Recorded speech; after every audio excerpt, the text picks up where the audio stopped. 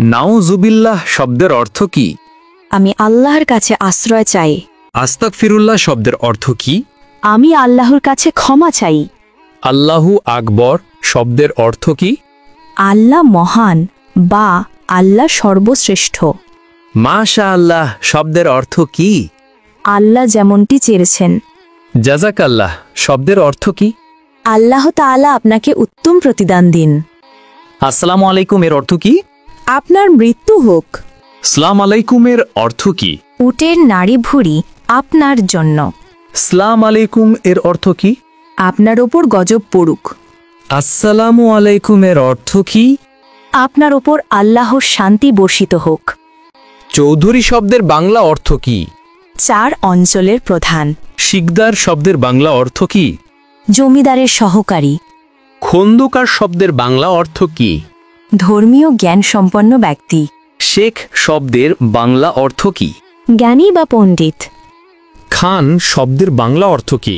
নেতা বা শাসক। মৃত্যুর পর শ্বাসযন্ত্র কতক্ষণ জীবিত থাকে? 4 ঘন্টা। মৃত্যুর পর মস্তিষ্ক কতক্ষণ জীবিত থাকে? 20 মিনিট। মৃত্যুর পর কিডনি কতক্ষণ জীবিত থাকে? 26 ঘন্টা। মৃত্যুর পর চুল কতক্ষণ জীবিত থাকে? 6 ঘন্টা। হজরত মুহাম্মদ সাল্লাল্লাহু আলাইহি ওয়াসাল্লাম এর কতজন সন্তান ছিল? 7 জন। জাকারিয়া আলাইহিসসালামের কতজন সন্তান ছিল? 4 জন।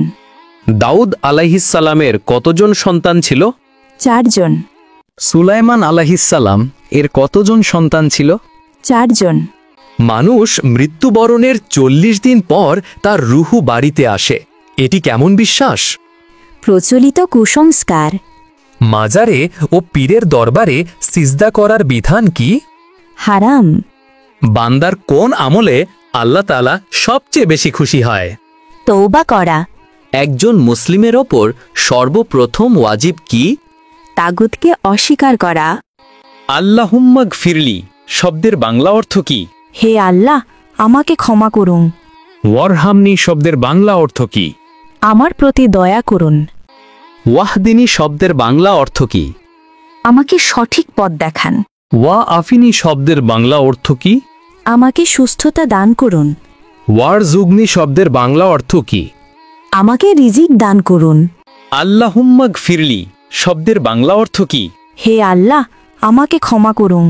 ওয়ারহামনি শব্দের বাংলা অর্থ কি? আমার প্রতি দয়া করুন। ওয়াহদিনী শব্দের বাংলা অর্থ কি? আমাকে সঠিক পথ দেখান। ওয়া আফিনী শব্দের বাংলা অর্থ কি? আমাকে সুস্থতা দান করুন। ওয়ারজুগনি শব্দের বাংলা অর্থ কি? আমাকে রিজিক দান করুন।